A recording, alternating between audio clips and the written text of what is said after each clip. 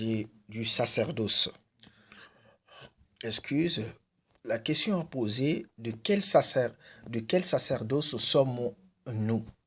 C'est-à-dire, dans quel sacerdoce nous devons adorer le Seigneur Jésus-Christ. Lorsque nous parlons du sacerdoce, ça veut dire tout simplement un service. Bien-aimés de Dieu, nous devons premièrement rendre grâce à Dieu le Père et son Fils Seigneur Jésus-Christ pour commencer le partage ou l'enseignement de ce soir. Prions au nom puissant de Jésus-Christ. Père Saint, je bénis ton Saint-Nom. Laisse que toi seul, ô Papa, tu puisses nous conduire dans cet enseignement que nous allons donner ce soir. Parce que dans l'enseignement, il y a l'exhortation qui se rend, il y a l'encouragement, il y a beaucoup de choses qui doivent sortir de ma bouche. Je ne veux pas, Seigneur, Père Saint, le message que tu m'as donné, que les frères et sœurs puissent passer à côté, mais puissent comprendre la pensée, ce que tu as préparé pour nous, là où tu veux que nous soyons, afin que nous puissions t'honorer, afin que nos prières soient exaucées. Merci, la Bible déclare, si nous marchons dans la chair, nous ne combattons pas selon la chair, car les armes par lesquelles nous combattons sont puissantes par la vertu de Dieu pour renverser des forces terrestres. Je renverse toute connaissance qui s'élève contre la parole de Dieu au nom puissant de Jésus-Christ. Je ramène toute pensée captive à l'obéissance de Christ au nom puissant de Jésus-Christ. Merci Seigneur Dieu Père Saint. Nous recommandons ce moment en tes saintes et divines mains. Guide-nous. Instruis-nous, car la Bible déclare que toute écriture est inspirée de Dieu, utile pour enseigner, pour corriger, pour convaincre, afin que l'homme de Dieu soit capable à toutes bonnes œuvres. Merci Seigneur Dieu, conduis-nous dans la sainte doctrine. Amen. La Bible déclare qu'il ouvrit l'esprit des disciples afin qu'ils puissent comprendre les Écritures. Luc 24, verset 45. Nous voulons ce soir que notre Seigneur Jésus-Christ nous ouvre la connaissance, que Dieu le Père nous ouvre la connaissance au moyen de son Fils, afin que nous comprenions les merveilles qui sont dans les Saintes Écritures. Nous voulons rester dans la saine doctrine. Ce n'est pas pour rien qu'on appelle la saine doctrine. Quelque chose qui est saine, il n'y a pas d'impureté à l'intérieur. Pour cela, nous allons lire d'abord, premièrement, la parole de Dieu dans 2 Pierre 1, verset 20, pour faire comprendre que tout ce que je vais dire, ça ne vient pas de ma connaissance, mais de la connaissance de Dieu. De la connaissance de Dieu, afin que nous soyons capables d'exhorter selon la sainte doctrine, comme Tite 1, verset 9 le dit. Donc, nous lisons 2 Pierre 1, le verset 20. Qu'est-ce que dit les Écritures? Les Écritures disent, chassons tout d'abord vous-même, qu'aucune prophétie de l'Écriture ne peut être un objet d'interprétation particulière. Amen. Chassons tout d'abord, au verset 20, chassons tout d'abord vous-même, qu'aucune prophétie de l'Écriture ne peut être un objet d'interprétation particulière. C'est-à-dire, on ne peut pas interpréter la parole de Dieu, ou donner à la parole de Dieu, faire dire à la parole de Dieu ce que la parole de Dieu ne dit pas. Nos pensées ne peuvent pas remplacer la parole de Dieu. Si quelqu'un enseigne réellement la sainte doctrine, s'il veut réellement être écouté ou trouver grâce devant Dieu, écouté par Dieu, trouver grâce devant Dieu, on ne peut pas remplacer nos pensées à la parole de Dieu. C'est pour cela, bien-aimés, au verset 21 de 2 Pierre 1, dit, car ce n'est pas par une volonté d'homme qu'une prophétie a jamais été apportée, mais c'est poussé par le Saint-Esprit que les hommes ont parlé de la part de Dieu. Amen. C'est poussé par l'Esprit que les hommes ont parlé de la part de Dieu. Si nous prenons l'ancienne alliance, la nouvelle alliance ou la seconde alliance, tous ceux qui ont parlé de la part de Dieu. Bien-aimés, le sujet que nous parlons, nous parlons en ce moment, c'est un sujet très capital. Nombreux adorent Dieu, ne savent pas ce qu'ils adorent. Ils adorent Dieu, par contre, Dieu n'est pas là. Ils adorent Dieu. Ils pensent adorer Dieu, or ils adorent autre chose. Parce que Dieu a établi les normes. Dieu a établi la manière de s'approcher de lui. Dans l'ancienne alliance, c'était à travers les Lévites que nous appelons le sacerdoce lévitique. La question que nous allons poser ce soir, de quel sacerdoce sommes-nous? Il y a eu des alliances. Est-ce qu'on doit voir dans la première alliance, est-ce qu'il y a eu un sacerdoce?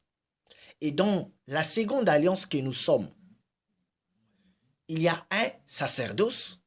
Si nous parlons de la seconde alliance, on ne peut pas adorer Dieu selon l'ancienne alliance ou la première alliance. Maintenant, la question, comment faut-il adorer le vrai Dieu qui a créé le ciel et la terre? Si nous sommes dans un autre sacerdoce, comment il faut adorer Dieu dans le sacerdoce que nous sommes?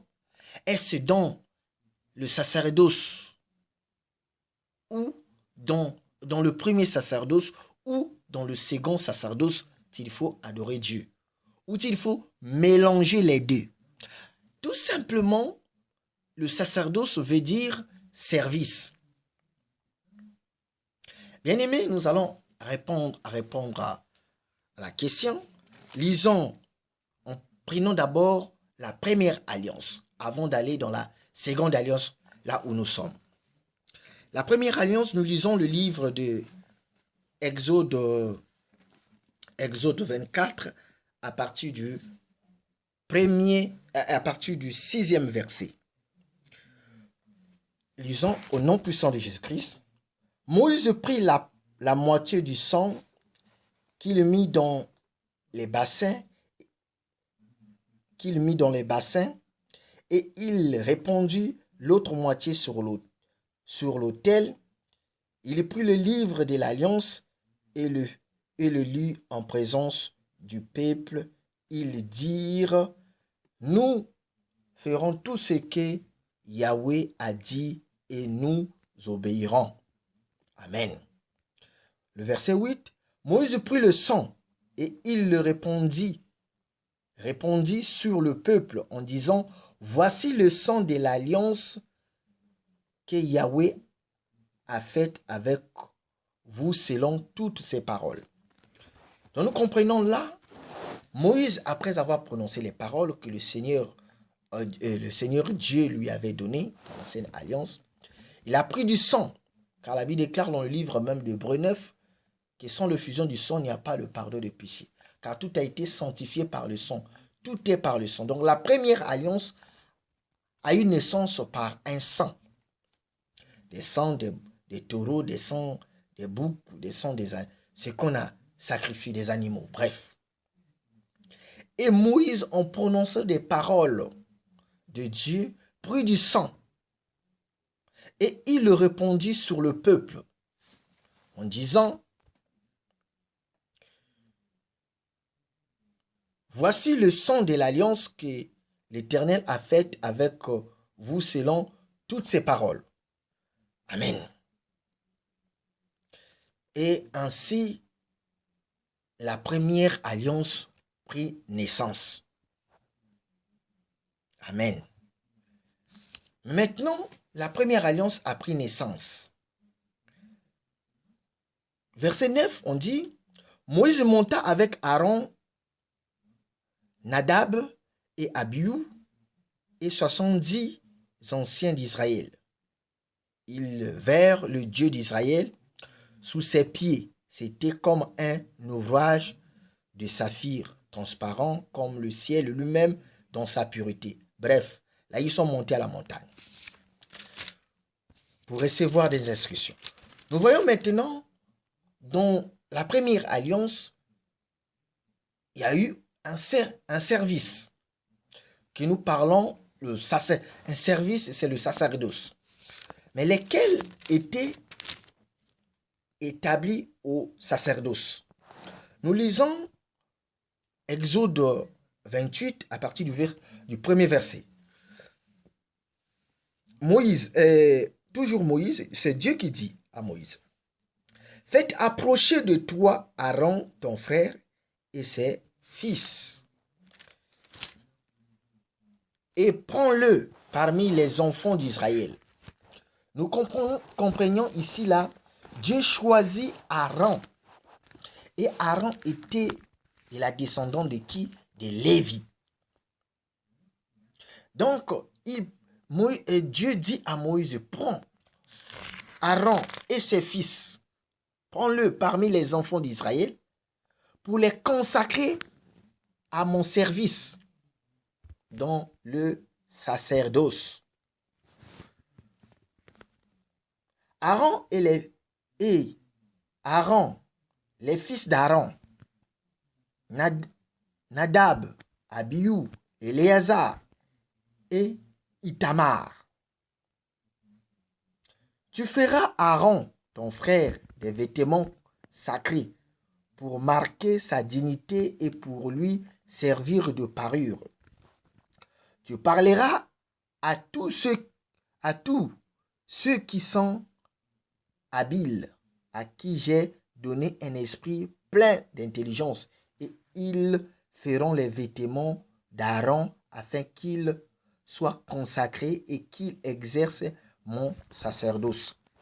Voici les vêtements qu'ils feront: un pectoral, un éphod, une robe, une tunique brodée, une tiare et une ceinture. Ils feront des vêtements sacrés à Aaron, ton frère, et à ses fils, afin qu'ils exercent mon sacerdoce. Amen. Vous comprenez ici là, celui qui exerce, Dieu vient de choisir dans la première alliance, il choisit Aaron et ses frères, Aaron et ses fils, d'être au service de Dieu au sacerdoce.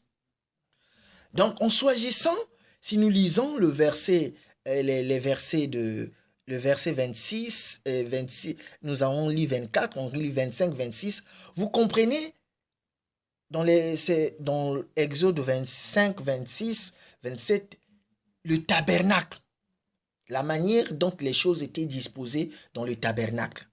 Dans le tabernacle, il y avait ce qu'on appelait le parvis, le lieu saint et le saint des saints. Donc, le sacrificateur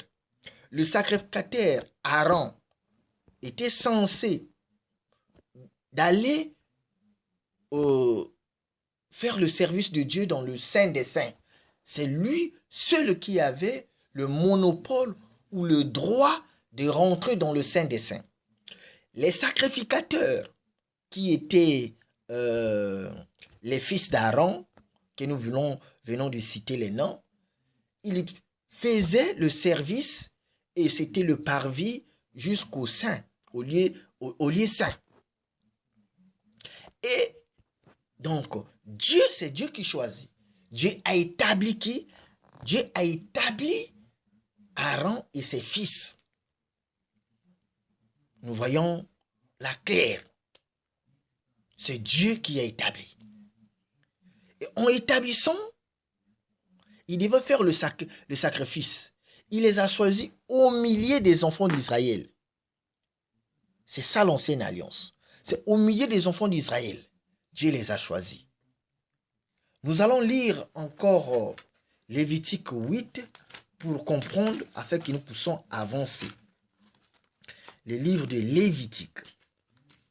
Lévitique 8. Lévitique 8. Lévitique 8. Lévitique 8. Yahweh parla à Moïse et dit, prends Aaron et ses fils avec lui les vêtements, l'huile d'onction, le taureau expiatoire, les deux béliers, la corbeille de pain sans levain, et convoque toute l'assemblée à l'entrée de la tente d'assignation. Moïse fit ce que l'Éternel lui avait ordonné, et l'assemblée se réunit à l'entrée de la tente d'assignation. Moïse dit à l'assemblée, voici ce que Yahweh a ordonné de faire. Moïse fit approcher Aaron et ses fils, et il les lava avec de l'eau. Il mit à Aaron la tunique. Il le ceignit de la ceinture. Il le revêtit de la robe. Et il plaça sur lui l'éphod qui serra avec la ceinture de l'éphod dont il le revêtit. Il lui mit le pectorat et il oignit au pectorat l'Urim et le Thummim. Il posa la tiare sur sa tête et il plaça sur le devant de la tiare la lame d'or, diadème sacré comme Yahweh l'avait ordonné à Moïse. Vous voyez ici là, c'est Dieu qui ordonne à Moïse. Donc Moïse ne devait pas dire non, vous voyez, Dieu, la tiare n'est pas comme ça. Non, là Dieu, c'est lui-même Dieu qui donne les instructions. Comment ceux qui sont au service, au sacerdoce, devaient être habillés, devaient se comporter, devaient se tenir devant lui. Premièrement, le souverain sacrificateur qui est Aaron.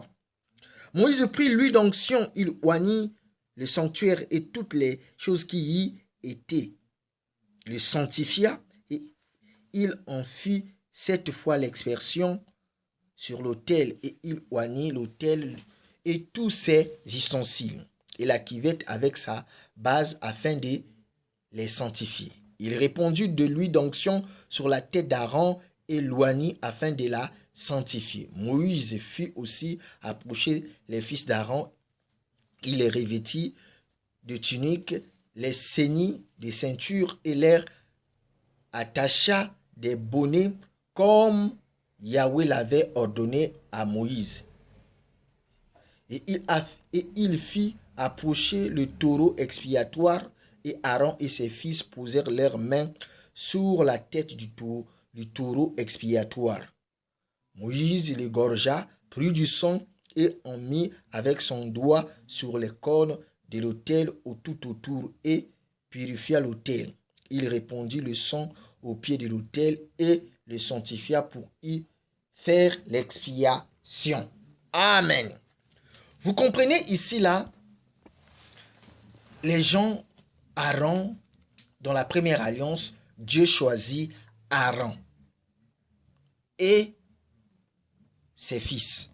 Donc pour être au sacerdoce, c'est ça ce qu'on appelle le sacerdoce lévitique, parce que Aaron et ses fils sont les descendants de Lévi. Sont les descendants de Lévi. Et Dieu donne une manière, une façon, une démarche, la manière de s'approcher de lui, de Dieu. Les habits sont cousus à la manière de Dieu. Ce qu'on devait porter, c'était à la manière de Dieu. Et le souverain sacrificateur Aaron devait offrir d'abord des sacrifices pour ses propres péchés.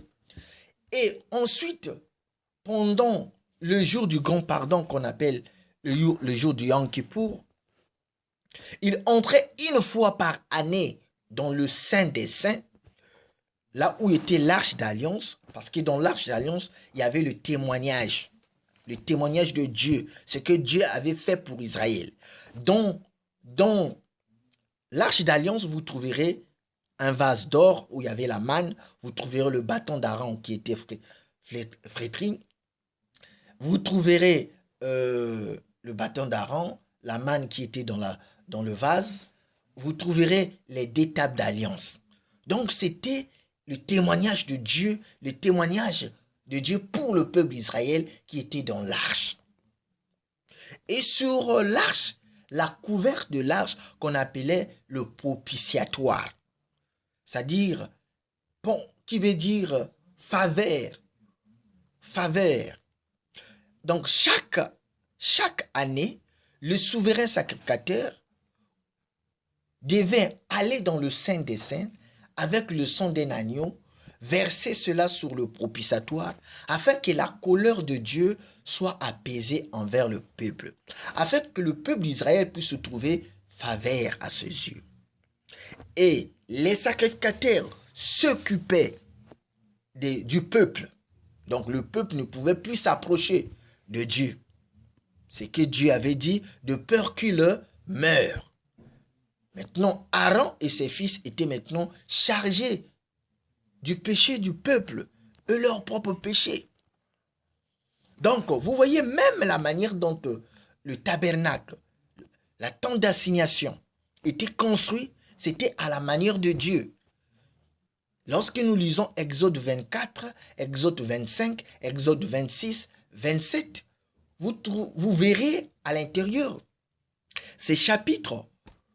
Dieu dit à Moïse de faire à la manière dont il avait vu lorsqu'il était sur la montagne, que Dieu lui avait montré. Donc Moïse ne pouvait pas s'entêter, ne faire autre chose, de dire à Dieu, c'est que vous avez choisi le bois d'acacia, c'est pas bon, il faut prendre un autre bois. Non. Pour cela, toutes ces choses sont significatives.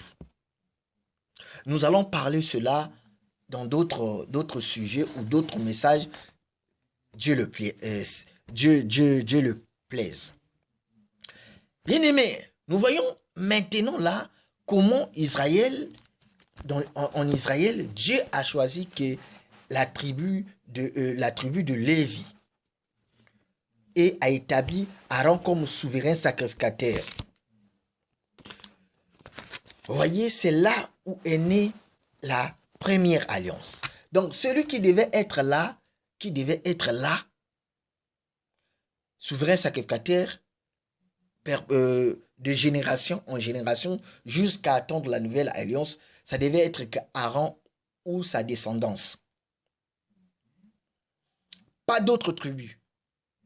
Parce qu'il était consacré pour Dieu, uniquement pour Dieu. C'est Dieu qui les a appelés au service.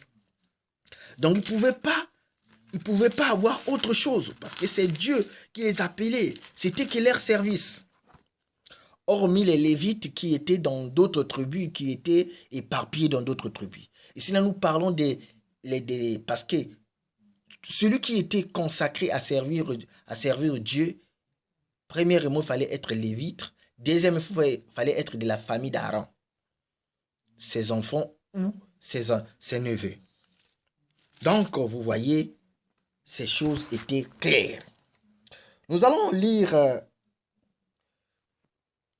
de retour, parce qu'ils étaient consacrés. Les Lévites étaient consacrés à Dieu. De retour, qu'est-ce que Dieu, ils ne devaient pas travailler. C'était leur travail pour servir Dieu, la famille d'Aaron. Nous lisons le livre de Nombre 18, à partir du verset 24. Écoutez. Lisons au nom de Jésus-Christ, je donne comme possession aux Lévites les dîmes que les enfants d'Israël présentent à Yahweh par élévation. C'est pourquoi j'ai dit à leur égard, ils n'auront point de possession au milieu des enfants d'Israël. Vous comprenez, ils n'ont pas de possession au milieu des enfants d'Israël parce que Dieu leur donne les dîmes. Yahweh parla à Moïse et dit, tu parleras aux Lévites et tu leur diras, lorsque vous recevrez des enfants d'Israël la dîme que je vous donne de leur part comme votre possession, vous en prélèverez une offrande pour Yahweh une dîme de la dîme. Ça, c'est Deutéronome 18, verset 24 au verset 26. Vous comprenez? Donc, d'autres Lévites qui n'étaient pas de la famille d'Aaron étaient éparpillés. Et aussi n'avaient pas la possession. C'est comme ça que la tribu de Lévi était choisie. Donc, ils n'avaient pas, lorsqu'ils ont partagé les terres, ils n'avaient pas, une portion de terre. Donc, automatiquement, ils devaient vivre des dons de la dîme en Israël. Bref, le sujet n'est pas là. Là aussi, c'est un autre sujet que nous allons parler après, si Dieu le plaise. Mais maintenant, le problème est le sacerdoce. Maintenant, de ça là qu'on appelle sacerdoce lévitique. Sacerdoce lévitique. Or, le sacerdoce lévitique, c'est lié à l'ancienne alliance. Nous allons c'est comme ça jusqu'à tout le temps de Moïse et les prophètes ont passé, les Daniel, jusqu'à arriver à Jésus-Christ. Donc le sacerdoce, nous avons vu le sacerdoce lévitique, bref, comment les gens étaient consacrés. Mais maintenant, là, nous rentrons dans le sacerdoce lévitique qui était dans la première alliance, nous rentrons dans la seconde alliance pour voir réellement quel est le sacerdoce qui nous est réservé là-bas pour faire le parallélisme que nous faisons, pour savoir dans quel sacerdoce sommes-nous. Et lorsque nous détectons maintenant notre sacerdoce, nous allons maintenant regarder comment adorer Dieu dans le sacerdoce que nous sommes. Là-bas, il y a eu des instructions. Moïse l'a respecté. Comment le souverain sacrificateur devait être, comment les sacrificateurs devaient être, comment s'approcher de Dieu, comment le peuple israélien devait s'approcher de Dieu dans le judaïsme, dans l'ancienne alliance. Mais là, nous passons dans la nouvelle alliance. Notre Seigneur Jésus-Christ étant venu prenons d'abord Luc 4, verset 19. Le Seigneur Jésus-Christ vient, Luc 4, verset 19. Qu'est-ce qui est écrit?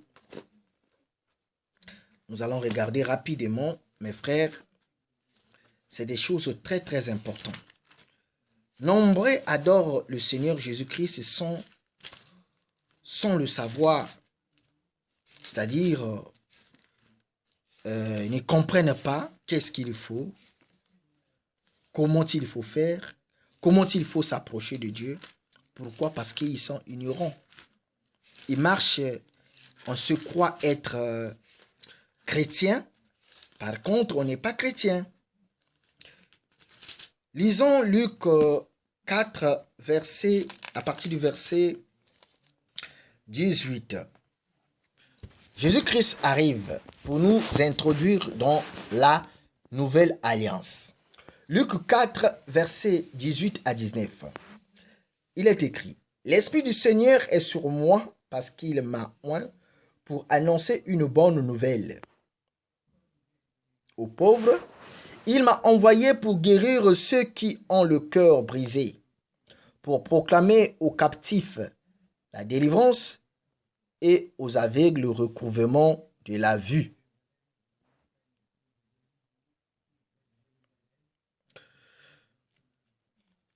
Recouvrement de la vue. Aux aveugles, le recouvrement de la vue. Pour envoyer libres les opprimés. Verset 19. Pour publier une année de grâce du Seigneur. Jésus-Christ est venu pour publier une année de grâce pour le Seigneur. Amen. Mais maintenant, une année de grâce, c'est l'année que nous sommes. Parce que la manière que Dieu voit des choses, ce n'est pas la manière de l'homme. Le langage de Dieu, il faut le comprendre. Depuis que Jésus-Christ est arrivé jusqu'à aujourd'hui, nous sommes dans l'année de grâce. Nous regardons 1 Jean 17. On peut le lire. 1 Jean 17. Qu'est-ce que dit 1 Jean 17 pour comprendre? 1 Jean 17 nous parle ainsi, de cette manière. Car la loi a été donnée par Moïse. La grâce et la vérité sont venues par Jésus-Christ. Nous comprenons dans l'année des grâces, c'est Jésus-Christ qui est venu annoncer l'année des grâces, nous introduire dans l'année des grâces. Et la vérité est dans la vérité. Donc c'est Jésus-Christ qui est venu avec la grâce et la vérité. Et dans la loi de Moïse, c'était le sacerdoce lévitique. Pourquoi lévitique? Parce que c'était la tribu de Lévi qui était établie au sacerdoce. Et c'est dans la tribu de Lévi, Dieu a choisi la famille d'Aaron, qui était consacrée au sacerdoce, au service de Dieu. Amen. Mais maintenant, nous sommes dans la nouvelle alliance. Prenons maintenant Hébreux 7 à partir du verset 11. Pour vous comprendre que aujourd'hui, là où nous sommes, nous ne devrons plus retourner dans le sacerdoce lévitique. Adorer ce Dieu-là qui est maintenant notre Père, comme les Lévites, comme les tribus, Israël était en train d'adorer. Nous, on doit suivre les pas de notre Seigneur Jésus-Christ, qui est Fils de Dieu. Jean 3, verset 16, Dieu a tant aimé le monde, il a donné son seul Fils engendré, afin que quiconque croit en lui ne périsse point, mais qu'il ait la vie éternelle. Amen. Donc c'est pour cela, mes bien-aimés, nous allons aller dans le livre d'Hébreux, Hébreux 7. Merci Seigneur Jésus. Lisons Hébreux 7, à partir du verset 11. Nous allons comprendre. Si donc la perfection avait été possible par le sacerdoce lévitique. Si la perfection avait été possible par le sacerdoce lévitique, le sacerdoce que nous venons de voir, comment Aaron, ses fils, sa descendance ont travaillé dessus. On nous explique ici là, si donc la perfection avait été possible par le sacerdoce lévitique, car c'est sur ce sacerdoce qu'est reposée la loi donnée au peuple. Nous avons vu dans Exode 24, comme nous avons lu, lorsque Moïse a prononcé toutes ces paroles et a pris le sang et l'a répandu sur le peuple. Et Moïse a déclaré des paroles. C'est maintenant que Dieu, à travers ce sang, a conclu une alliance avec vous. Amen. Et qu'il était encore, je suis toujours dans le verset 11 du Hébreux 7. Si donc la perfection avait été possible par le sacerdoce lévitique, car c'est sur ce sacerdoce qu'est reposée la loi donnée au peuple, qu'a-t-il encore besoin qu'il parût un autre sacrificateur selon l'ordre de Melchisedec et non selon l'ordre d'Aaron? Car le sacerdoce étant changé, au verset 12, car le sacerdoce étant changé, nécessairement aussi, il y a un changement de loi. Amen. Et le sacerdoce était changé. Le sacerdoce n'est plus le sacerdoce lévitique. C'est changé. Maintenant, ici, là, nous comprenons le sacerdoce est changé. Nous continuons au verset 13. En effet, celui de qui ces choses sont dites appartient à une autre tribu, dont aucun membre n'a fait le service de l'autel. Amen. À ces choses. Car il est notoire que notre Seigneur est sorti de Juda. Donc ici, là, vous comprenez, on parle maintenant de Jésus-Christ. Notre Seigneur Jésus-Christ est sorti de Juda. Tribu dont Moïse n'a rien dit pour ce qui concerne le sacerdoce, le service de Dieu. Cela devient plus évident encore quand il paraît un autre sacrificateur à la ressemblance de Melchisedec, institué non d'après la loi, d'une ordonnance charnelle. Donc vous comprenez, la loi de Lévite et de Moïse était par une ordonnance charnelle. Mais selon la puissance d'une vie impériale. Donc c'est maintenant, je reprends, le verset 16 de Hébreux 7. Institué non d'après la loi d'une ordonnance charnelle, mais selon la puissance d'une vie impérissable. Amen. Car ce témoignage lui est rendu. Tu es sacrificateur pour toujours, selon l'ordre de Melchisedec. Il y a ainsi abolition d'une ordonnance antérieure à cause de son impuissance et de son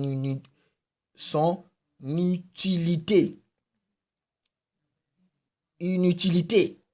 Car la loi n'a rien amené à la perfection. Vous comprenez, la loi de Moïse, la loi n'a rien amené à la perfection.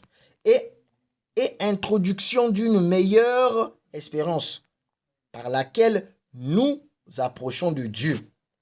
Or, dans Christ, nous avons une introduction d'une meilleure expérience pour approcher de Dieu. Et comme cela n'a pas eu lieu sincèrement, car tandis que les Lévites sont devenus sacrificateurs sans serment. Vous comprenez là-bas dans Exode 24, Exode 28, Lévitique 8, là on a établi Aaron, c'était sans serment. Car tandis que les Lévites sont, verset 21 du Hébreux 7, car tandis que les Lévites sont devenus sacrificateurs sans serment, Jésus l'est devenu avec serment par celui qui lui a dit. Alléluia. Donc vous comprenez, celui qui lui a dit, qui a dit? Écoutez, le Seigneur a juré, donc Dieu le Père a juré et il ne se repentira pas. Tu es sacrificateur pour toujours. Donc c'est sacrificateur pour toujours selon l'ordre de Melchisedec. Donc ici là, c'est Dieu lui-même le Père qui établit maintenant dans la nouvelle alliance Jésus-Christ, notre souverain sacrificateur. Ce n'est plus Aaron. Si nous comprenons bien, dans l'ancienne alliance, dans le sacerdoce lévitique, le souverain sacrificateur qui était Aaron était que l'image de notre Seigneur Jésus-Christ. Amen. Nous continuons. Le verset 22. Jésus est par cela même le garant d'une alliance plus excellente. Amen. Donc nous comprenons, Jésus-Christ nous a introduits dans la nouvelle alliance, dans une seconde alliance. Amen. De plus, il y a eu des sacrificateurs. De plus, il y a eu des sacrificateurs en plus grand nombre, parce que la mort les empêchait d'être permanents. Mais lui, parce qu'il demeure éternellement, possède un sacerdoce qui n'est pas transmissible. Vous comprenez, dans l'ancienne alliance, dans la loi que Dieu a donnée à Moïse, le sacerdoce était de père en fils. Donc, c'était que les Aaron et ses fils ou ses descendants ou ses parents qui devaient être là. C'est comme ça.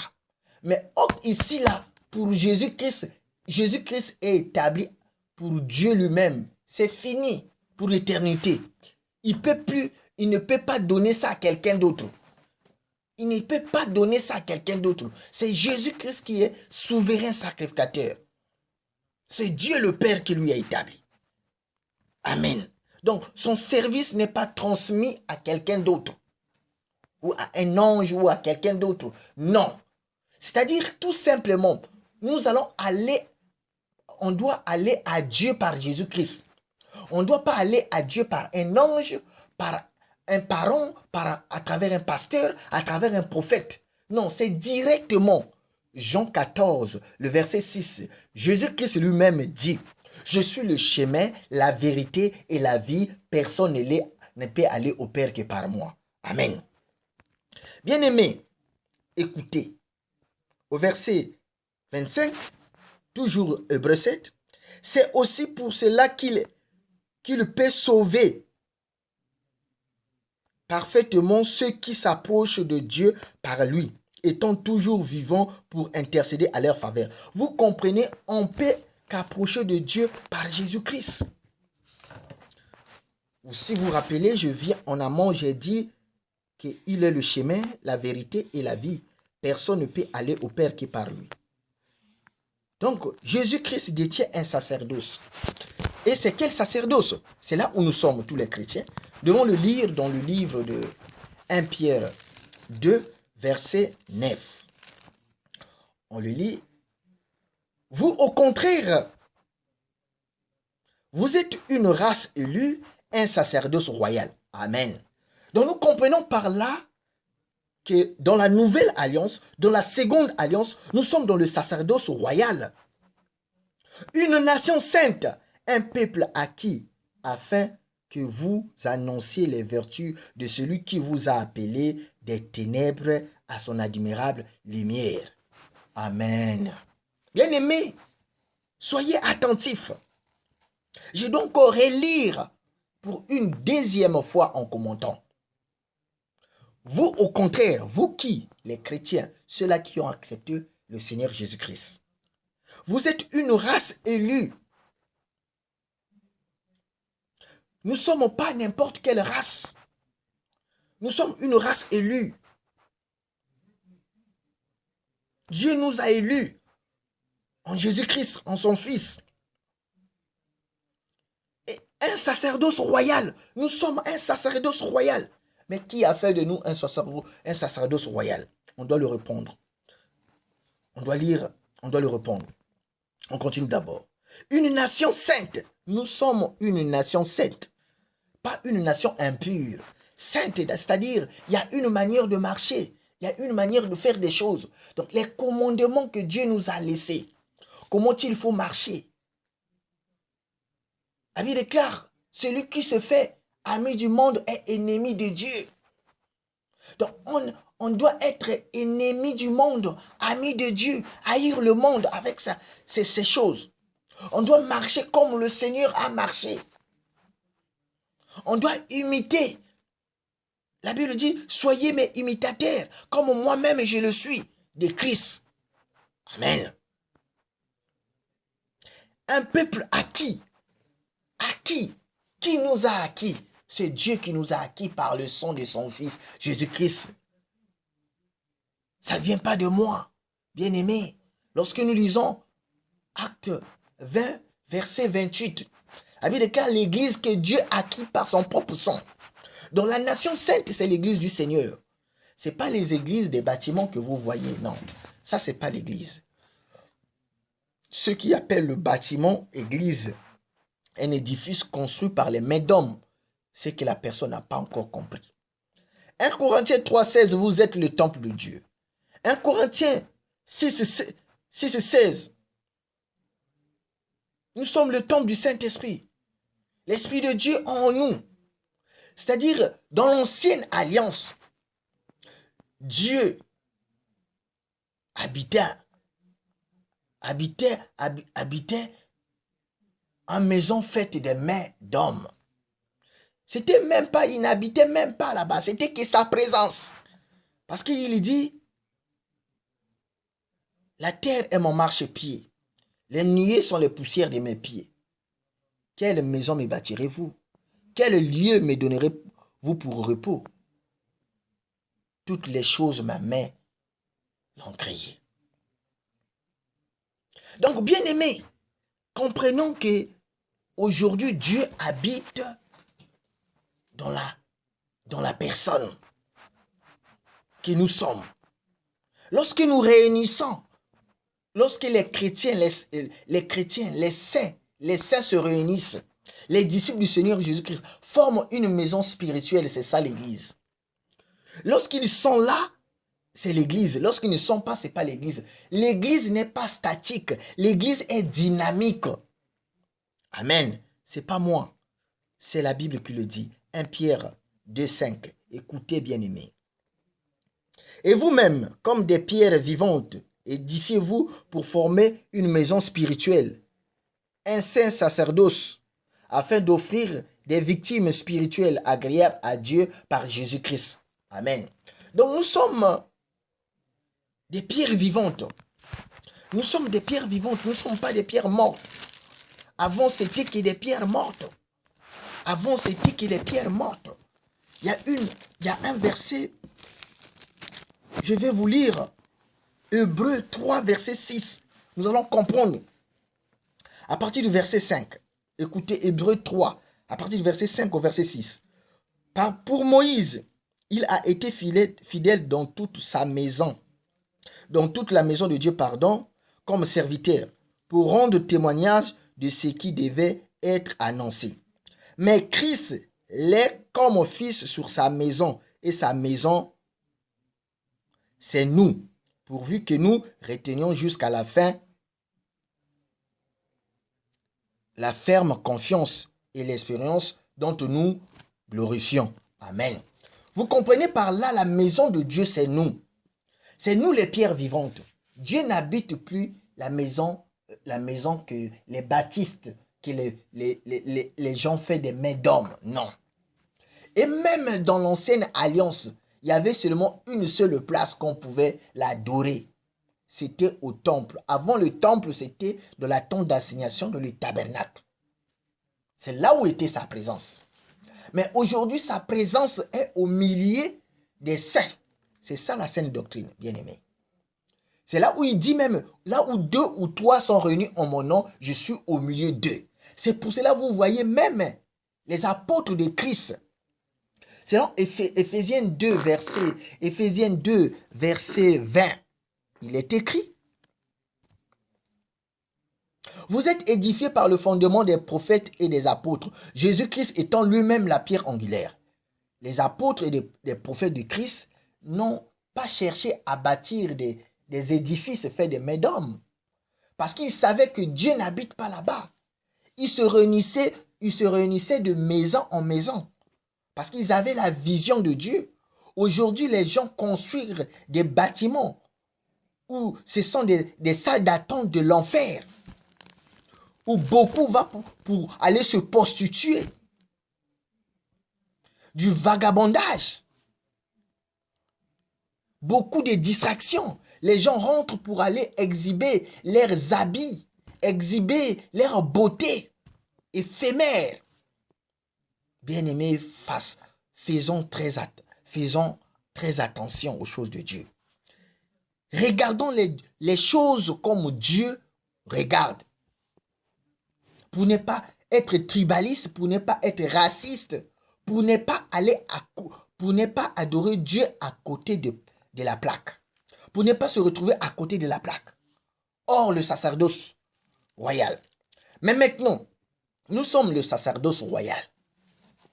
Nous les chrétiens. Nous sommes dans le sacerdoce royal. Mais qui nous a établis au sacerdoce? Écoutez. Oh, c'est que j'aime. Apocalypse 1, verset 6. Doit nous répondre à cette question. Qui nous a établis au sacerdoce? Apocalypse 1, verset 6. Écoutez. Et qui a fait de nous un royaume de sacrificateurs pour Dieu son Père? À lui soit la gloire, la puissance au siècle des siècles. Amen. Qui a fait de nous un royaume de sacrificateurs? C'est Jésus-Christ. Dieu a fait de Jésus-Christ souverain sacrificateur. C'est dans Hébreux 7. Et Jésus-Christ fait de son tour, nous, son épouse, l'Église, qu'il a acquis par son propre sang. Il a fait de nous des sacrificateurs pour Dieu son Père. Et par là, nous comprenons, si on met en parallèle les deux sacerdoces lévitiques. Dans le sacerdoce lévitique, le temple que nous voyons reflétait notre corps aujourd'hui, reflétait le corps du Seigneur Jésus-Christ, parce que le Seigneur Jésus-Christ dit, détruisez ce temple, je le rebâtirai dans 3 jours. Il montrait par là, c'est son corps. Le vrai temple, ça sera le corps de la personne. Amen. Et puis, dans le sacerdoce lévitique, on avait pour que le sacerdoce pouvait fonctionner, il fallait avoir, avant que le temple soit construit, on avait la tente d'assignation ou le tabernacle. Il fallait avoir le tabernacle. Le tabernacle, il fallait avoir le sacrifice. Le sacrifice, il fallait le sacerdoce. Et je vous ai dit, le temple ou le tabernacle aujourd'hui, c'est la personne. Le sacerdoce, le sacerdoce étant changé, on a lu ça dans Hébreux 7, verset 12, le sacerdoce étant changé, nécessairement aussi, il y a un changement de loi. Donc le sacerdoce n'est plus le sacerdoce lévitique, c'est le sacerdoce royal, c'est nous. Et dans le sacerdoce lévitique, il y avait un grand prêtre, ou souverain sacrificateur qu'on appelait Aaron. Et dans le sacerdoce royal, nous avons notre grand prêtre, c'est Jésus-Christ, qui est notre grand prêtre, qui est notre souverain sacrificateur. Et dans le sacerdoce lévitique, nous avons les Lévites, qui étaient les sacrificateurs, les fils d'Aaron, les sacrificateurs, qui étaient l'image du corps de Christ, que nous sommes. Amen. C'est par contre, eux, ils étaient quoi? Ils étaient l'ombre. Nous sommes la réalité. L'épouse du Christ est la réalité. Amen. Et les sacrifices qui étaient faits là-bas, même l'agneau qui était gorgé pour amener dans le lieu saint, dans le saint des saints, une fois par année, pour que la colère de Dieu soit apaisée, c'était le sacrifice-là représentait qui? Représentait notre Seigneur Jésus-Christ. Amen. Et l'autel, quand on brûlait les sacrifices, l'autel là, c'est la croix dans la nouvelle alliance, dans le sacerdoce royal. Amen. Mais maintenant, dans le sacerdoce royal, là-bas, il y avait une manière, dans le sacerdoce lévitique, il y avait une manière de s'approcher de Dieu. Mais le sacerdoce royal, quels sont les sacrifices que nous allons faire? Le sacrifice là-bas, le sacrifice qui est demandé aujourd'hui, c'est notre corps. Amen. Notre propre corps. Notre propre corps. C'est notre propre corps. Le sacrifice dans le sacerdoce royal, c'est notre propre corps. Les victimes que nous allons offrir maintenant là, dans la nouvelle alliance, c'est notre corps. Écoutez, Romains 12, premier verset. En lisant, « Je vous exhorte donc, frères, par des compassions de Dieu, à offrir vos corps comme un sacrifice vivant, saint, agréable à Dieu, ce qui sera de votre part un culte raisonnable. » Je peux répondre pour une seconde fois, pour une bonne compréhension. Écoutez, Romains 12, premier verset. « Je vous exhorte donc, frères, par des compassions de Dieu, à offrir vos corps comme un sacrifice vivant, saint, agréable à Dieu, ce qui sera de votre part un culte raisonnable. » Amen. Donc, dans le sacerdoce royal, on a besoin d'un culte raisonnable. Et notre corps doit être offert entièrement à Dieu. Souvenez-vous, là-bas, les sacrificateurs offraient des victimes. Ici, là, nous sommes des sacrificateurs. On doit offrir notre propre corps à Dieu.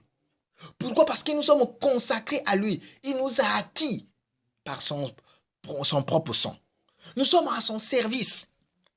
La question qu'il faut poser, est-ce que tout le monde sont au service de Dieu dans le sacerdoce royal, où il y a une catégorie de gens ou de personnes? Bien aimé, dans le sacerdoce royal, tout le monde est appelé au service. Amen. Même le nouveau venu, quelqu'un qui accepte le Seigneur Jésus-Christ en esprit et en vérité, s'engage sans contrainte dans son cœur. Directement, il est entré au sacerdoce. Il doit être sanctifié. Il est déjà sanctifié, mis à part pour Dieu. S'il a accepté, automatiquement. Parce que ce n'est pas un homme ici là qui établit des gens au sacerdoce. C'est Dieu lui-même. C'est Dieu lui-même qui nous établit au sacerdoce. Ce n'est pas une personne. Ce n'est pas une personne qui est là, soit nommé évêque, pasteur ou quoi. Mais c'est Dieu lui-même. Écoutez, comment nous sommes retrouvés chrétiens. Chrétiens, c'est-à-dire disciples du Seigneur Jésus-Christ. Écoutez, C'est Dieu qui nous appelle à travers son Fils. Jean 1, à partir du verset 11. Écoutez. Elle est venue chez les siens et les siens ne l'ont point reçue. Qui est venu chez les siens? Le Seigneur Jésus-Christ. Elle, c'est la parole. La parole, c'est notre Seigneur Jésus-Christ. Verset 12. Mais à tous ceux qui l'ont reçu, qui? Le Seigneur Jésus-Christ. À ceux qui croient en son nom, qui croient au nom de qui? Du Fils du Dieu, du Dieu vivant. Elle qui est la parole, a donné le pouvoir de devenir enfant de Dieu. Donc Dieu, lorsque nous croyons en Christ, automatiquement la parole Dieu, à travers son Fils, nous donne le pouvoir, on devient enfant de Dieu. Maintenant, il faut se poser, est-ce que les Israélites n'étaient pas enfants de Dieu? Elles étaient nées à travers leur père Abraham.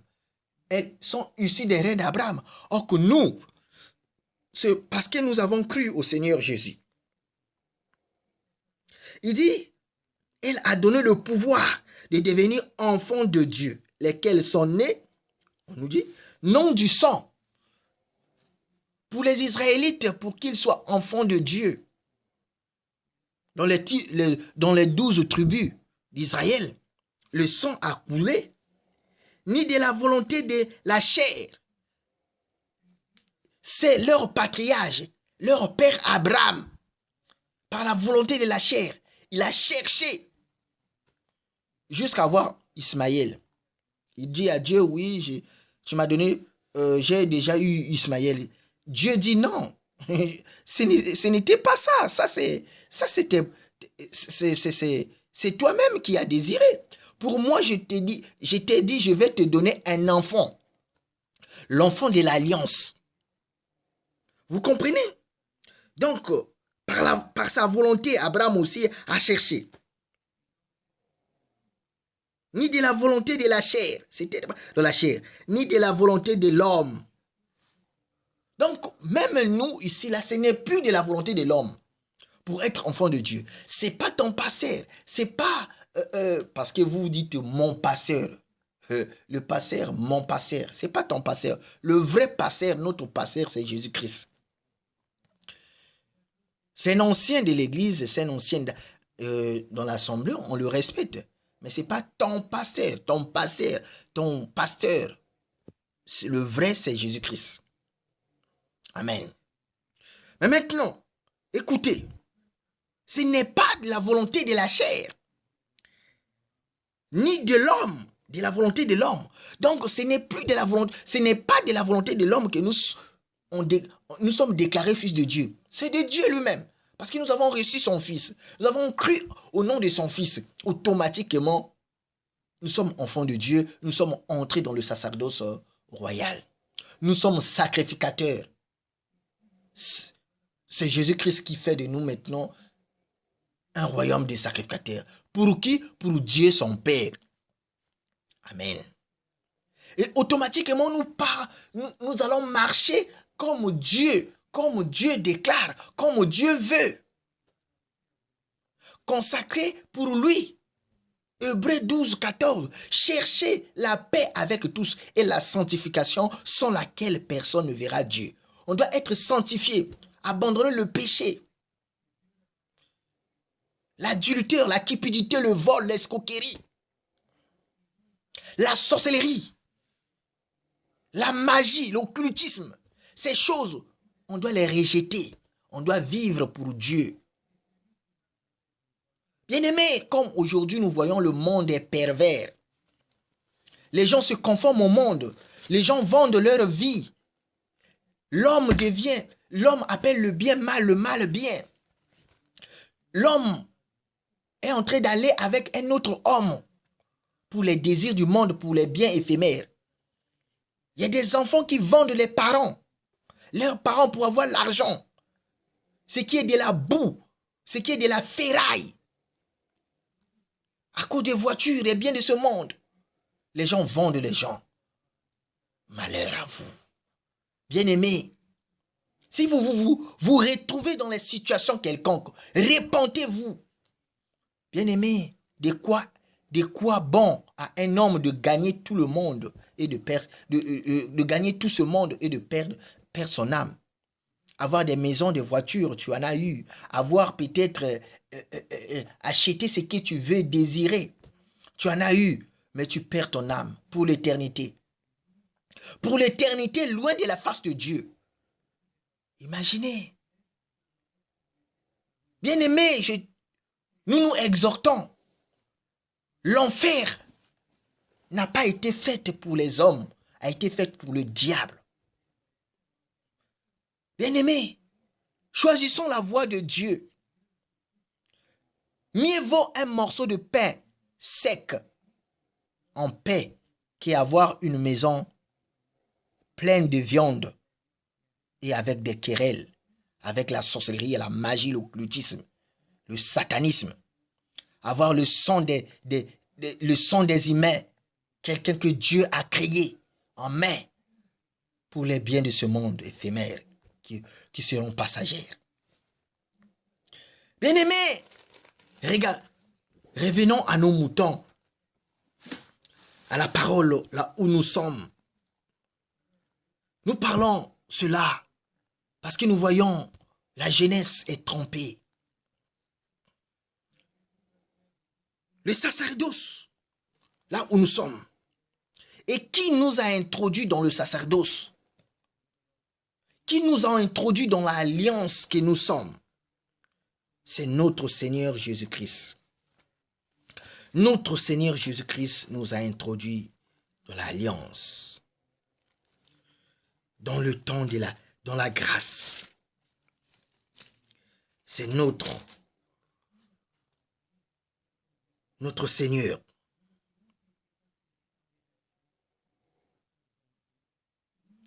Écoutez Matthieu 14, Matthieu 14, le verset 25, et Marc 14, Marc 14, le verset 25. Le Seigneur Jésus dit ceci.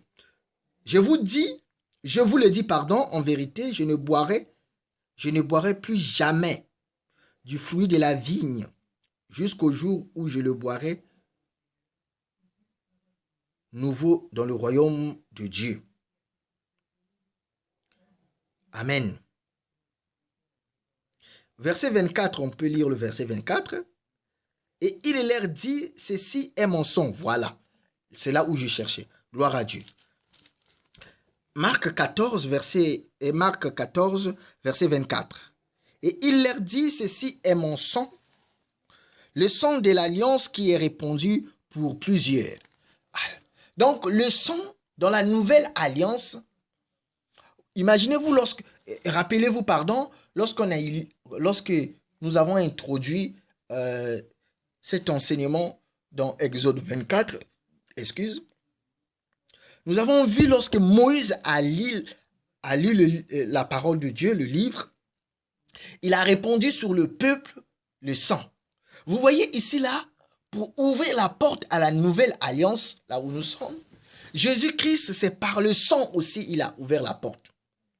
Ce jour-là, il se retrouvait avec ses disciples avant la nuit où demain il devait être crucifié. Il prit le vin, après d'avoir rendu grâce. Il dit clairement, au verset 24, il leur dit, ceci est mon sang, le sang de l'alliance qui est répandu pour plusieurs. Et demain matin, c'est ce qui s'est fait. Bien-aimés, nous allons regarder à la lumière des Écritures. Vous voyez comment nous regardons à la lumière de l'Écriture. Et nous comprenons réellement, il y a eu des alliances. Dans la première alliance, il y a le sacerdoce lévitique. Dans la seconde alliance, il y a le sacerdoce royal.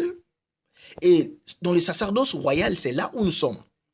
Est-ce que si quelqu'un mélange les deux sacerdoces dans l'ancienne alliance, dans la première alliance, pour adorer le Dieu que nous adorons, le Dieu qui est le Père de notre Seigneur Jésus-Christ, il est exaucé? Non, il n'est pas exaucé.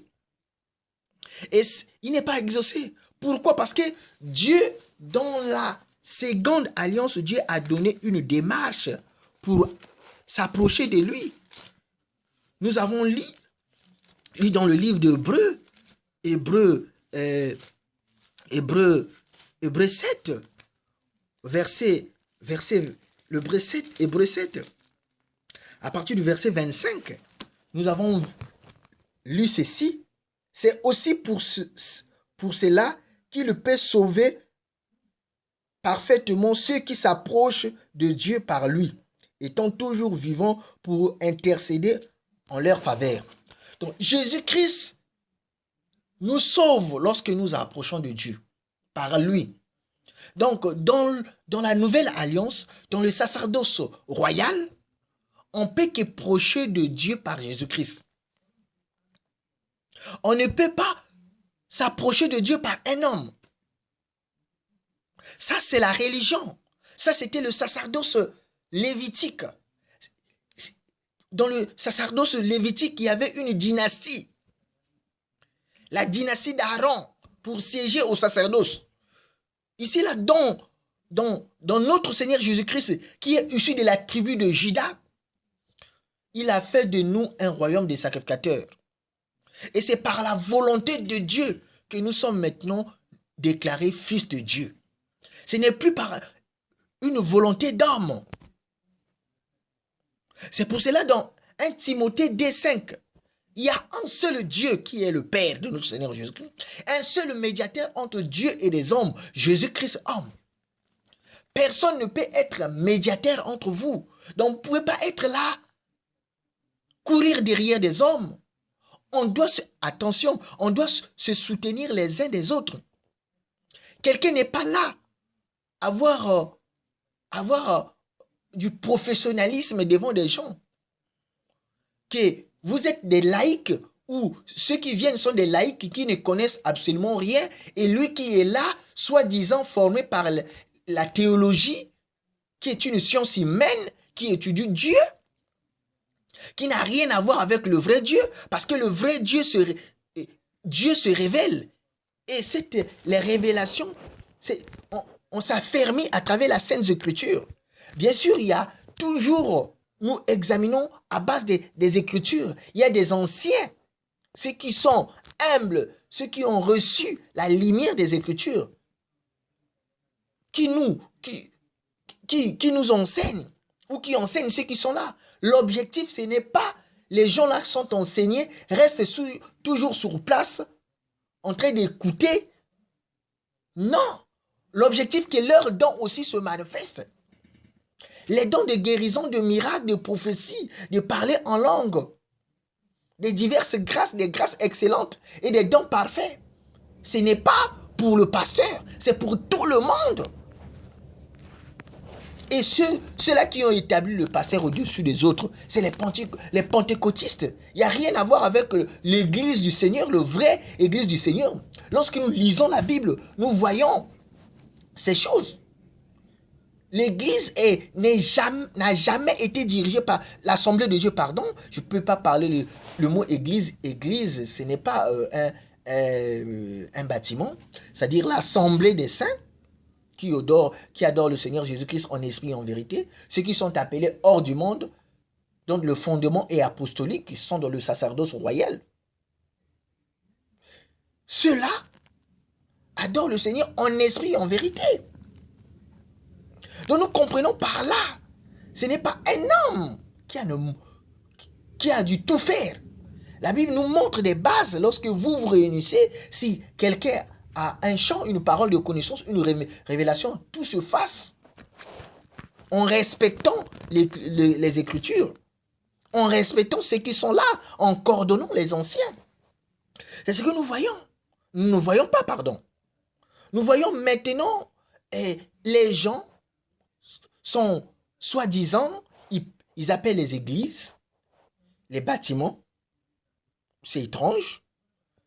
Et ce que nous voyons, c'est quoi? C'est une dynastie qui se règne de père en fils. Et aussi, ce sont peut-être des... Je ne comprends pas. Est-ce qu'ils sont des Lévites? Ils sont établis dans quel sacerdoce? Le père meurt, il laisse son fils, ce que nous voyons aujourd'hui.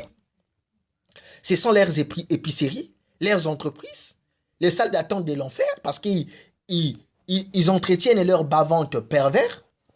Excusez-moi, c'est clair. Il faut dire des choses telles qu'ils sont. Donc, il est comme le monsieur, comme un parasite qui vit seulement là, des dîmes des gens. Et lorsque nous regardons dans le sacerdoce royal, bien aimé, excusez-moi parce que ça, la dîme, ça devait être un autre sujet, mais je vais d'abord ouvrir une parenthèse. La dîme, lorsque nous voyons ici, là, dans le sacerdoce, si vous regardez comment nous avons commencé jusqu'où où nous sommes, dans le sacerdoce royal, nous sommes sacrificateurs. Un sacrificateur donne la dîme à qui? Et vous comprenez, ceux-là qui recevaient la dîme, c'était ceux qui étaient au temple. Hormis les Lévites qui étaient éparpillés dans les nations, les tribus, pardon, lorsqu'ils recevaient la dîme, ils venaient reverser au temple à des Lévites qui travaillaient au temple, qui étaient la dîme de la dîme. Mais maintenant, dans le sacerdoce royal, il n'y a pas la dîme. Il y a ceux qui disent que, oh non, nous payons, nous recevons la dîme par Abraham. Mais vous êtes des insensés. C'est là où Matthieu 22, 29 à 30 dit, vous ne connaissez ni les Écritures, ni la puissance de Dieu. Mais Hébreux 7 ne dit pas si Lévite reçoit la dîme, la tribu de Lévi reçoit la dîme parce qu'ils ont payé à travers Abraham. Parce que lorsque Abraham était devant Melchisedec, Abraham a payé la dîme. On dit que Lévite était encore dans les reins d'Abraham, dans Hébreux 7, 5. Parce qu'ils sont issus des reins d'Abraham.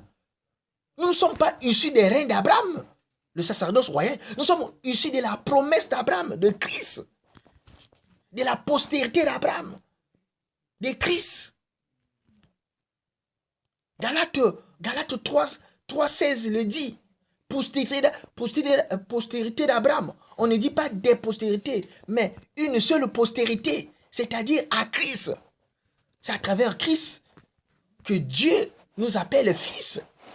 Parce que l'esprit de son fils est en nous. C'est là où Romains 8, verset 9 dit que celui qui n'a pas l'esprit de Christ ne lui appartient pas. Bien aimé, nous comprenons dans le sacerdoce royal, il y a une liberté de culte. C'est là où Dieu dit à la femme samaritaine dans Jean 4, à partir du verset 22 jusqu'au verset 24, dit, femme, crois-moi, l'heure est déjà venue, ça serait ni sur les montagnes, comme vous les Samaritains vous dites, ni comme nous les Juifs nous disons au temple. Bien sûr que le salut vient des Juifs, mais je vous dis, l'heure maintenant est arrivée. Dieu cherche les vrais adorateurs, ceux qui l'adorent en esprit et en vérité. Alléluia. Donc nous comprenons dans le sacerdoce royal, nous adorons Dieu en esprit et en vérité. En fouillant le péché. En dénonçant le péché en toute sa forme. Si on aime Dieu, on doit être attaché à la saine doctrine. En raisonnant pour garder les vents, l'herbe, en raisonnant avec la parole de Dieu pour entretenir des bas-ventres pervers. C'est honteux ça. Quelle honte. C'est pour cela que la Bible dit, le nom de Dieu est à cause de vous blasphémé parmi les païens. C'est pas normal. Écoutez ce que dit la parole. Je lis la parole de Dieu.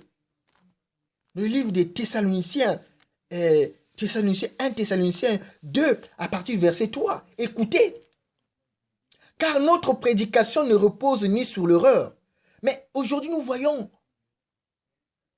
les erreurs. Et la personne n'arrive pas à accepter ces erreurs et changer. On comprend par là, il ne travaille que pour son ventre, pour égarer le peuple de Dieu, pour les renvoyer à l'enfer. Bien aimé, fouillez les tels hommes. Ni sur les motifs impurs, ni sur la fraude. On voit la fraude. La personne qui fait anarquer les gens, la dîme, donner les sacrifices d'action de grâce. Mais dans le sacerdoce royal, les actions de grâce, c'est les remerciements à Dieu. Ce n'est plus comme l'ancienne alliance dans le sacerdoce lévitique, dans la loi. Mais pourquoi on ne dit pas aux gens la vérité? Bien-aimé, si on aime Dieu, il faut fuir ces gens-là comme la peste. On continue. Verset 4, 1 Thessaloniciens 2, 4. Mais selon que Dieu nous a jugés dignes de nous confier l'évangile, ainsi nous parlons non comme pour plaire à des hommes. Je ne cherche pas que des hommes puissent dire que ce que tu dis c'est bon, frère. Moi je dis la parole de Dieu. Mais pour plaire à Dieu, je veux plaire à Dieu qui sonde nos cœurs. Jamais en effet nous n'avons usé de paroles flatteuses. On n'est pas là pour flatter les gens. Comme vous le savez, jamais nous n'avons usé la cupidité pour mobile. La cupidité, l'envie d'avoir, d'amasser des richesses, de l'argent. C'est ça qui pousse les gens d'aller dans les sectes pernicieuses, dans les abominations, dans le satanisme, dans l'occultisme, pour vendre leurs âmes, pour vendre les âmes de leurs proches. Malheur à celui-là qui conteste à son Créateur. Dieu en est témoin. Nous n'avons point cherché la gloire qui vient des hommes, ni de vous, ni des autres. Nous aurions pu nous produire avec autorité comme apôtres de Christ, mais nous avons été pleins de douceur au milieu de vous, de même qu'une nourrice prend un tendre soin de ses enfants. Amen. Vous imaginez les gens arrivent au Seigneur, ne comprennent pas encore les Écritures. Vous commencez à les harceler, les demander de l'argent. Vous êtes en train de rabaisser. On commence à prendre tout le monde dans le même panier. Pensez que ceux qui servent Dieu, ceux qui parlent de Jésus-Christ, sont des mendiants. Or, ce n'est pas interdit de bénir un frère, mais laissez que se fasse par la volonté propre de l'homme. Vous comprenez le sacerdoce royal là où nous sommes. Celui qui sème paix moissonnera paix. Celui qui sème abondamment moissonnera abondamment. Que l'homme donne comme il a résolu dans son cœur, sans contrainte ni tristesse, car Dieu aime celui qui donne avec joie. 2 Corinthiens 9, 7 à 9. C'est-à-dire, tout, lorsqu'on va vous dire, donnez, donnez, donnez. Vous donnez avec contrainte, vous n'êtes pas béni. Vous êtes les premiers à accuser le Seigneur Jésus-Christ. Ce n'est pas lui qui vous dit de donner. Vous-même, vous ne lisez pas des Écritures.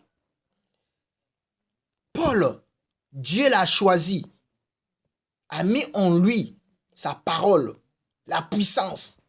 Mais il est arrivé à Bérée, acte 17. Les chrétiens de Bérée vérifient les Écritures. Examinez. Mais vous n'examinez pas. Parce que vous n'aimez pas Dieu. Nous ne venons pas. La Bible déclare dans le 1 Corinthiens 13, verset 10. Lorsque j'étais enfant, je raisonnais comme un enfant. Je pensais comme un enfant. Lorsque je suis devenu homme, j'ai rejeté tout ce qui était d'enfant. Mais vous êtes au lin jusqu'à quand tu es arrivé au Seigneur Jésus-Christ? Jusqu'à quand tu dois grandir? Jusqu'à quand tu dois devenir mature et amener les autres à la maturité? Parce que lorsqu'on est encore au lait, on ne comprend encore rien. Mais il y a ceux qui disent, mais vous dites la loi, lui-même le Seigneur Jésus-Christ est venu, n'a pas pratiqué la loi de Moïse. Mais vous ne comprenez pas. Examinez les Écritures. Jésus-Christ est né de la tribu de Juda. D'abord, il devait observer la loi jusqu'au temps marqué par le Père pour faire comprendre à ses frères juifs que le temps n'est plus le temps de la loi, mais c'est la grâce. Ce n'est pas moi. Je l'ai parlé au début de 2 Pierre 1,20. Donc, nous pouvons lire cela dans le livre de Galates. Lorsque nous lisons Galates 4, verset 4. Galates 4, le verset 4. Qu'est-ce que dit la Bible? Le livre de Galates 4, verset 4. Bien-aimé, Galates 4, verset 4 à 5. Mais Lorsque les temps ont été accomplis, Dieu a envoyé son fils né d'une femme, né sous la loi. Il est né d'une femme, il est né sous la loi de qui? De Moïse, afin qu'il racheta ceux qui étaient sous la loi, afin que nous ressuscitions l'adoption. Il est d'abord né sous la loi, pour montrer aux Israélites, oui, ce que vous observez, c'est bon, mais regardez maintenant le modèle que Dieu donne à travers la grâce, à travers moi, votre frère. Ils ont rejeté. Et Dieu a tourné le dos vers les nations. Donc, est-ce qu'aujourd'hui, la question à poser, est-ce qu'aujourd'hui, un Israélite qui pratique l'ancienne alliance, le sacerdoce lévitique, est sauvé? N'est pas sauvé. Tout est écrit. D'abord, les Paul, les Pierre, les Jacques, les Jean ne sont pas des Israélites. Pourquoi ils ont accepté la nouvelle alliance? Parce qu'ils savaient que ce n'était plus là-bas la grâce, le temps de la grâce était arrivé.